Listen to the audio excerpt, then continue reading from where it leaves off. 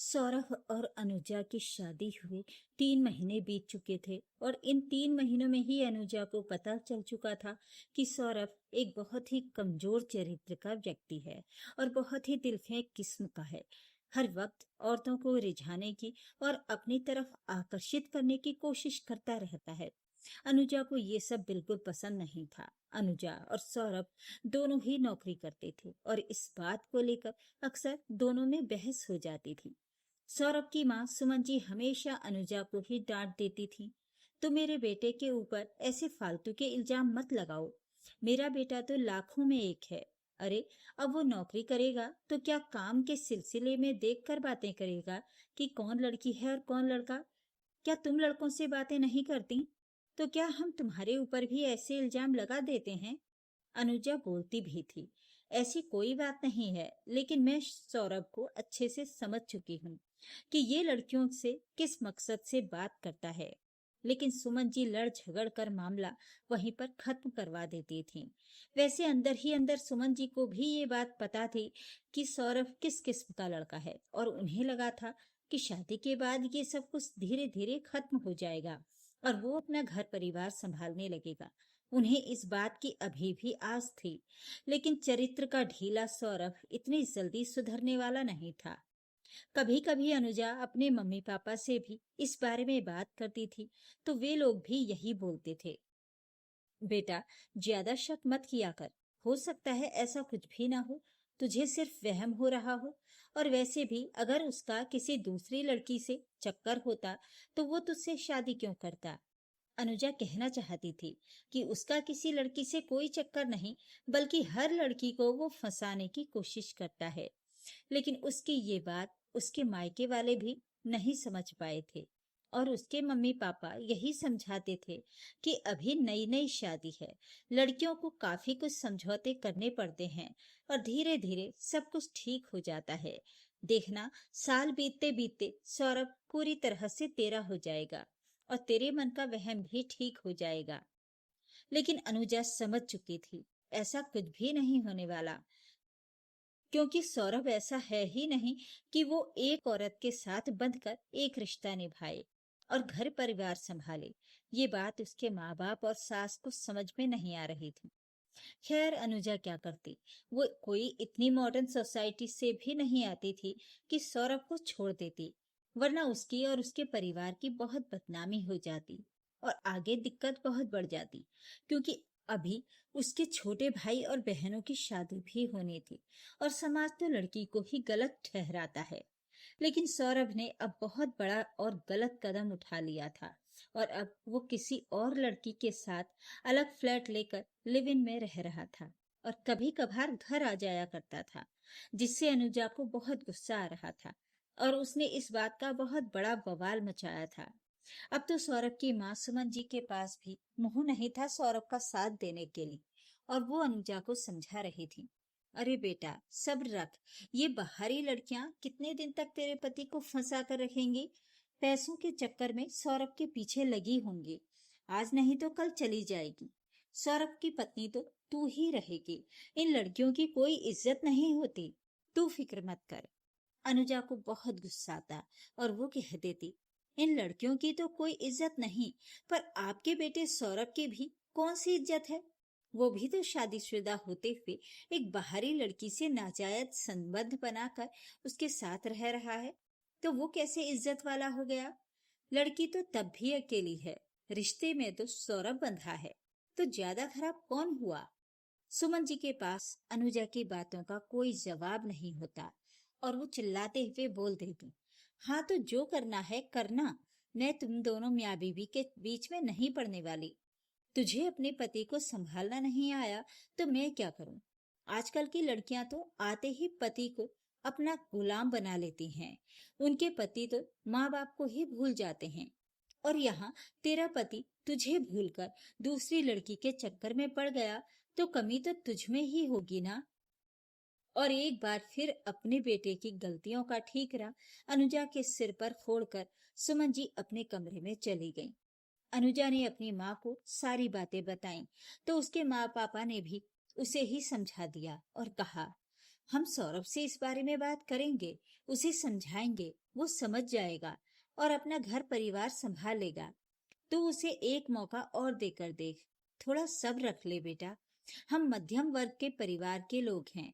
समाज में हमारी एक इज्जत है और अगर तू इस बात का बखेड़ा बनाएगी तो हमारी ही इज्जत उड़ेगी और इससे आगे तेरे भविष्य में ही दिक्कत होगी और तेरे ही भाई बहन के भविष्य में दिक्कत होगी।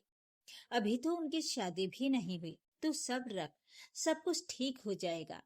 पति से कभी कभी गलतियां हो जाती हैं और जल्द ही उन्हें उनकी गलतियों का एहसास भी हो जाता है और वो लौटकर अपनी पत्नी के पास ही आते हैं। अनुजा को समझ में नहीं आ रहा था कि उसका दर्द किसी को क्यों नहीं दिख रहा। हर कोई उसे ही क्यों समझा रहा है और जो गलत है वो सीना तानकर घूम रहा है। खैर अनुजा को समझ में आ गया था कि अपने माँ बाप या सास के आगे सिर फोड़ने से कोई फायदा नहीं। वैसे तो अनुजा आत्मनिर्भर थी, पर इतना बड़ा फैसला सौरभ को छोड़ने का अकेले लेने की उसकी हिम्मत नहीं हो रही थी और उसका साथ देने के लिए उसके मायके से कोई तैयार नहीं था। इसलिए वो चुपचाप जो जैसा चल रहा था चलने दे रही थी।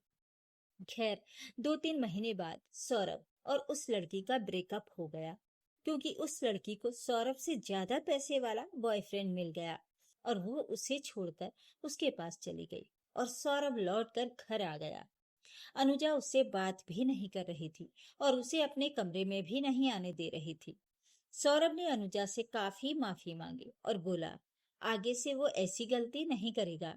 उसे समझ में आ गया है कि पत्नी पत्नी होती है और कोई बाहरी लड़की उसकी जगह कभी नहीं ले सकती। बाहरी लड़कियां सिर्फ पैसों की दीवानी होती हैं और जब पैसे पूरी तरह से लूट लेती हैं और उससे बड़ा मुर्गा फंसा लेती हैं तो उसे छोड़कर चली जाती हैं। सौरभ बहुत पछता रहा था अपनी गलतियों पर। तो अनुजा को लगा शायद ठोकर खाकर अब सौरभ सुधर गया है और अब उसे समझ में आ गया है कि घर परिवार क्या होता है। अनुजा के माँ बाप और सास भी उसके ऊपर दबाव डाल रहे थे कि जब इतनी ठोकरें खाकर सौरभ वापस उसके पास आया है और माफी मांग रहा है तो वो अपना घर परिवार बचा ले और सौरभ को माफ कर दे। ना चाहते हुए भी अनुजा ने सौरभ को माफ कर दिया। आखिर औरत जो थी। और फिर 3-4 महीने तक सब कुछ बहुत अच्छा चला। सौरभ अनुजा के साथ बहुत अच्छे से रहता था। अनुजा भी अब खुश थी और उसे लग रहा था कि अब उसकी जिंदगी संवर गई है। सौरभ बस उसका है और अब सिर्फ उसका ही रहेगा। लेकिन नहीं, ये अनुजा का वहम था। जल्द ही सौरभ का चरित्र फिर उसके ऊपर हावी हो गया और उसने फिर एक लड़की के साथ लिव इन में रहना शुरू कर दिया। और ये बात इस बार अनुजा को 2 महीने बाद पता चली क्योंकि सौरभ इस बार घर में रहता था और उस लड़की के साथ दिन में ही मौका मिलने पर वक्त बिताता था। इस बार भी अनुजा ने घर में बहुत हंगामा मचाया, लेकिन फिर वही सब कुछ हुआ। उसकी सास ने फिर वही बोला, तुझमें ही कोई कमी है जो बार बार मेरा बेटा तेरा होकर भी तेरा नहीं हो पाता। आखिर तू ऐसा क्या करती है कि वो बार बार तुझे छोड़कर दूसरी औरतों की तरफ आकर्षित हो जाता है। इस बार तो उसकी माँ ने भी उससे बोल दिया, बेटा तू सौरभ के साथ अच्छा व्यवहार तो करती है ना, वो तो पूरी तरह से तेरे वश में हो गया था, फिर कैसे तेरे हाथों से निकल गया। कहीं तुझसे ही तो कोई गलती तो नहीं हो रही। सुनकर अनुजा को बहुत दुख हुआ। एक चरित्रहीन व्यक्ति को उसके मायके और ससुराल द्वारा सही साबित किया जा रहा है और एक सहनशील महिला को उसके चरित्रहीन पति की चरित्रहीनता के लिए जिम्मेदार बताया जा रहा है। ये कैसा समाज है उनका, जहाँ गलती औरत करे तो भी औरत गलत और गलती पुरुष करे तो भी औरत गलत। अनुजा ने इस बार सोच लिया था कि चाहे जो कुछ हो जाए वो सौरभ को कभी माफ नहीं करेगी और अब उसके साथ नहीं रहेगी। पर सब कुछ इतना आसान नहीं था। उसके लिए पूरी तैयारी करनी पड़ती। लेकिन तब तक सौरभ की दूसरी गर्लफ्रेंड भी उसे छोड़कर जा चुकी थी और सौरभ फिर लौटकर अपने घर आ चुका था, अनुजा के पास। लेकिन इस बार अनुजा किसी भी कीमत पर सौरभ को माफ करने वाली नहीं थी और वो उसे अपने कमरे में भी घुसने नहीं दे रही थी और बोल रही थी वो खुद ही जल्द ही इस घर से चली जाएगी। वो सौरभ के साथ नहीं रहेगी सास सुमन जी ने अनुजा के मम्मी पापा को बुला लिया और सौरभ सबसे माफी मांग रहा था। और अनुजा के मम्मी पापा उसे समझा रहे थे, बेटा देख, रिश्ते तोड़ने में एक पल का समय लगता है, लेकिन रिश्ते बनाने में बहुत वक्त लगता है। अगर तू सौरभ से तलाक ले लेगी तो जरूरी नहीं है कि तुरंत ही तुझे कोई अच्छा रिश्ता मिल जाएगा और तेरी शादी हो जाएगी। अनुजा ने कहा, तो शादी करना भी कौन चाहता है? मैं आत्मनिर्भर हूँ, अपनी जिंदगी अच्छे से चला सकती हूँ। इस पर उसके मम्मी पापा ने कहा, लेकिन बेटा, अकेली लड़की का इस समाज में रहना कितना मुश्किल होता है, इसका तुझे अंदाजा नहीं है। तू हमारी बात मानकर दामाद जी को एक आखिरी मौका दे दे। हमें पूरा यकीन है अब वो ऐसी गलती नहीं करेंगे। सौरभ भी इतना मासूम बन चुका था और आंखों में इतने आंसू भर रखे थे कि सबको लग रहा था कि इस बार उसे अपनी गलती का पूरा पछतावा है। पर अनुजा को पता था वो ना कभी सुधरा है ना सुधरेगा, क्योंकि उसका चरित्र ही ऐसा है और एक चरित्रहीन व्यक्ति जीवन भर चरित्रहीन ही रहता है। ये बात अनुजा समझ चुकी थी, पर चारों ओर से उसके ऊपर दबाव बनाया जा रहा था रिश्ते को बचाने के लिए। अनुजा ने सोच लिया था कि इस बार वो अपने दिमाग से ही फैसला लेगी, इसलिए वो खामोश थी। सबको लग रहा था अनुजा ने सौरभ को माफ कर दिया और सौरभ भी खुश था। सौरभ इस बार अनुजा का बहुत ख्याल रख रहा था, लेकिन अनुजा ने उससे एक दूरी बना रखी थी। वो दोनों रूम जरूर शेयर करते थे, पर अजनबियों की तरह। सौरभ पूरी कोशिश कर रहा था अनुजा को अपने करीब लाने की, लेकिन अनुजा के दिल में अब सौरभ के लिए कोई जगह नहीं बची थी। वो तो बस कोशिश कर रही थी इस रिश्ते को इसके सही अंजाम तक पहुंचाने की। और इसी बीच सौरभ की जिंदगी में एक तीसरी गर्लफ्रेंड आ चुकी थी, जो कि होना ही था। और अनुजा को पता था ये होगा ही होगा। अब तो अनुजा के माँ बाप और सास सुमन तीनों के पास ही अनुजा को समझाने के लिए कोई तर्क नहीं थे। अनुजा इसी दिन का इंतजार कर रही थी कि अब किस मुंह से इसके माँ बाप और सास बोलेंगे कि सौरभ सुधर जाएगा, उसे एक मौका और दे दो। लेकिन इस बार किसी ने कुछ नहीं बोला और अनुजा ने भी इस बार कोई हंगामा नहीं मचाया, क्योंकि उसे पता था कि सौरभ की ये गर्लफ्रेंड भी कुछ दिनों की मेहमान है और कुछ ही दिनों में उसे लूट कर पूरी तरह से खाली करके वो भी निकल लेगी और सौरभ लौटकर फिर उसके पास ही आएगा। पर इस बार अनुजा ने बहुत कुछ सोच रखा था अपने जीवन के बारे में और एक बहुत बड़ा निर्णय भी ले लिया था। और अनुजा ने जो सोचा था वैसा ही हुआ। 3-4 महीनों बाद सौरभ फिर अपने घर वापस आ चुका था और एक बार फिर अनुजा से माफी मांगने की कोशिश कर रहा था। अनुजा कुछ खास रिएक्ट नहीं कर रही थी। कुछ दिन ऐसा ही चल रहा था। उसके बाद अनुजा ने एक दिन उसके सामने कुछ कागज रखे और बोला, इसमें लिखा हुआ है कि अब तुम मेरे अलावा किसी लड़की से कोई संबंध नहीं रखोगे, तो मुझे इस पर साइन करके दो, तब मैं तुम पर विश्वास करूंगी, वरना मैं ये घर छोड़कर जा रही हूँ। सौरभ ऐसा कभी नहीं चाहता था। उसका तो यही सोचना था कि वो जिंदगी भर बाहर मौज मस्ती करेगा और घर में उसकी पत्नी उसका इंतजार करेगी। इसलिए वो अनुजा को जाने नहीं देना चाहता था। उसने बिना पढ़े सारे कागज पर साइन कर दिए, ये सोचते हुए कि अनुजा कितनी भोली है, हर बार उसके झांसे में आ जाती है। उसे तो जो करना है वो करेगा ही, कौन सा ये कागज उसे रोक लेंगे। अनुजा को तो इस घर से कभी जाने नहीं देगा। आखिर उसकी पत्नी है, उसका फर्ज है उसका घर संभालना, उसकी माँ की देखभाल करना। सुमन जी भी खुश थे कि चलो अब अनुजा घर में रहेगी, और वैसे भी सौरभ को छोड़कर वो जाएगी कहाँ। न उसके माँ बाप उसके फैसले में उसका साथ देंगे, न कोई और। मजबूरी है उसकी। सौरभ काफी खुश था, लेकिन उसके कुछ दिन बाद एक रात अनुजा घर नहीं आई। सौरभ ने उसे फोन किया तो अनुजा ने बोला, हाँ मैं आज रात में घर नहीं आ पाऊंगी, मैं अपने बॉयफ्रेंड के साथ हूँ, हम लिव इन में रह रहे हैं। सुनकर सौरभ के तन बदन में आग लग गई और उसने सुमन जी को सारी बात बताई। सुमन जी ने अनुजा के मम्मी पापा को बुला लिया। अनुजा के मम्मी पापा ने भी अनुजा को फोन किया तो अनुजा ने उन्हें भी बोल दिया, जब दामाद यही काम कर रहा था तो आप मुझे समझा रहे थे, अब जरा दामाद को भी समझा लीजिए। अनुजा के मम्मी पापा ने गुस्से में कहा, चुपचाप अपने घर आओ, हम वहीं आ रहे हैं, मिलकर बात करते हैं। अनुजा घर आ गई, साथ में उसका बॉयफ्रेंड भी था और अनुजा के मम्मी पापा, सास और सौरभ ये सब कुछ देखकर बहुत गुस्सा हो रहे थे। सौरभ अनुजा पर हाथ उठाने जा रहा था। तुम्हारी हिम्मत कैसे हुई मेरे रहते किसी और पुरुष के साथ उसके घर में रहते हुए? लेकिन अनुजा के साथ खड़े व्यक्ति ने उसका हाथ पकड़कर झटक दिया और बोला, खबरदार जो अनुजा के ऊपर हाथ उठाया। अब अनुजा ने कहा, क्यों? जब यही दर्द तुम मुझे देते हो, एक बार नहीं कई बार, तो कभी एहसास नहीं हुआ कि मेरे दिल पर क्या गुजरती होगी? कि पत्नी के रहते तुम किसी और औरत के साथ अलग फ्लैट में रहते हो, और आज वही काम मैंने कर दिया तो तुम्हारे तन बदन में आग लग रही है। इस पर सुमन जी चिल्लाकर बोली, अनुजा बकवास बंद करो।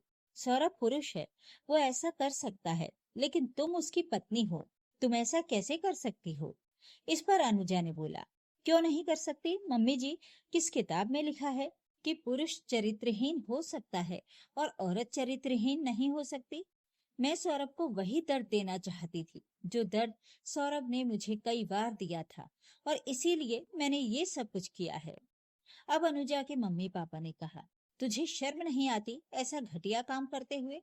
तेरे भाई बहन है, तेरा परिवार है, मायका है, सबकी कितनी बदनामी होगी। थोड़ा तो सोचा होता ऐसा काम करने से पहले, थोड़ा तो हमारा ख्याल कर लिया होता। अनुजा ने भी तेज आवाज में कहा, आप लोगों ने कभी मेरा ख्याल किया? मेरे बारे में कभी सोचा?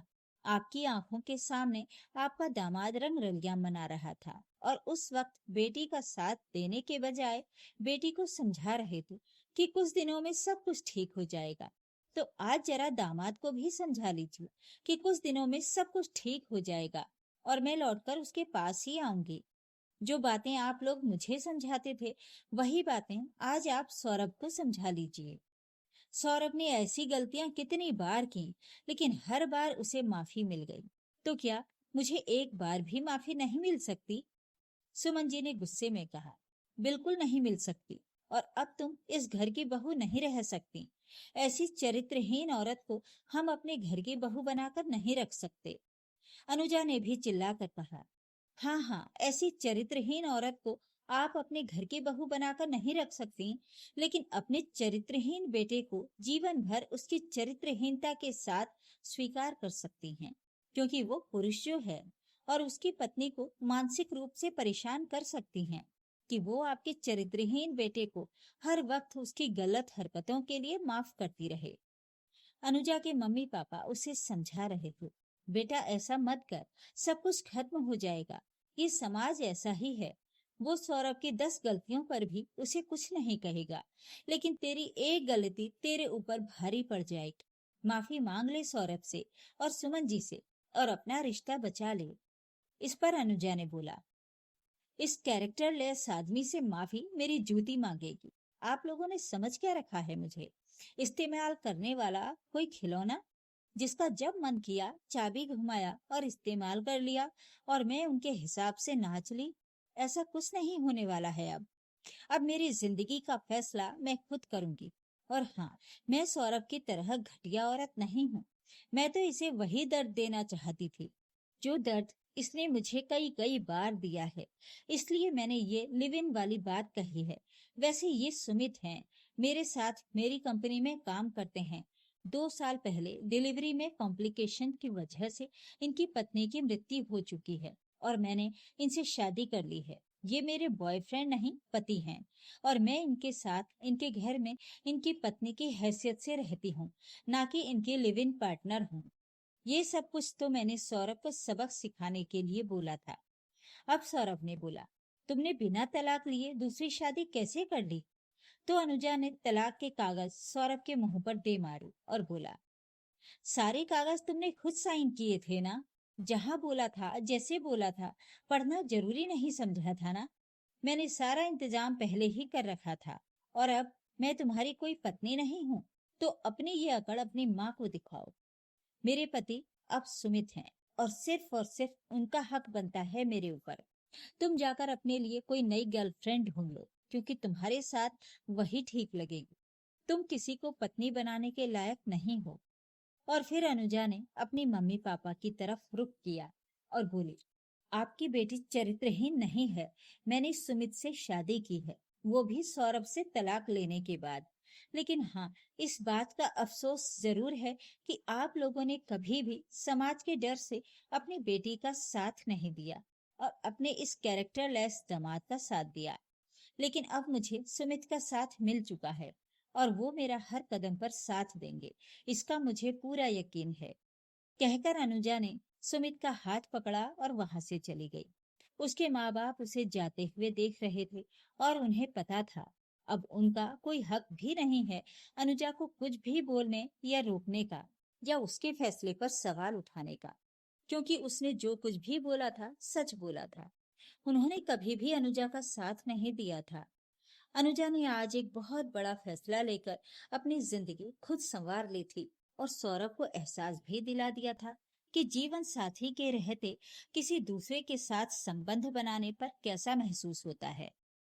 दोस्तों, इतना बड़ा फैसला लेकर अनुजा ने सही किया या गलत, अपनी राय कमेंट करके जरूर बताइएगा। वीडियो को लाइक करें, शेयर करें और मेरे चैनल को सब्सक्राइब भी जरूर कर लीजिएगा। धन्यवाद।